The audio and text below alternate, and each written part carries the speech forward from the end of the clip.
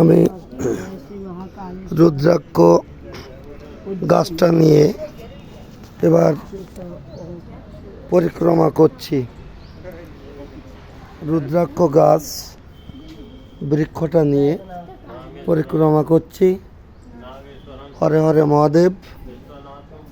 এই রুদ্রাক্ষ গাছ নিয়ে পরিক্রমা করছি। দেখুন অসংখ্য শিব প্রতিকৃতি এখানে রয়েছে, দেখতে পাচ্ছেন অসংখ্য শিব প্রতিকৃতি। এই রুদ্রাক্ষ গাছের গোড়াটা দেখতে পাচ্ছেন। রুদ্রাক্ষ গাছটা আরেকটু দেখাই, আমি এই পরিক্রমার মধ্য দিয়ে এটা দেখাচ্ছি। জয় জয় শ্রী শিব ঠাকুর কি জয়, জয় জয় শ্রী শিব ঠাকুর কি জয়। এবার মন্দিরের অংশ,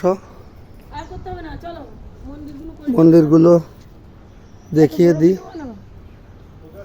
হরিহর আশ্রম এই মন্দির। রাধে রাধে, জয় রাধে।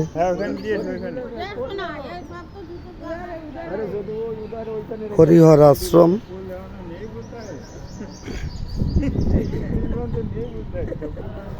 এই আমরা আশ্রমে ঢুকছি। হরিহর আশ্রমে প্রবেশ করলাম।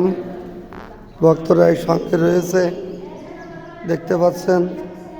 হরিহর আশ্রম, অদ্ভুত লীলা হরিদ্বারে।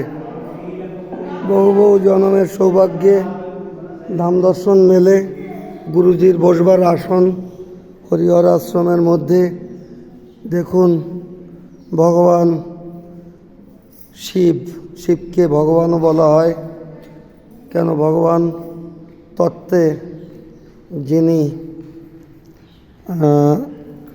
আবির্ভাব হয়েছেন, এই সেই হরিহর মন্দিরে তিনি বসে আছেন। এই তার সঙ্গে তার বাহক বসে আছেন হরিহর মন্দিরে।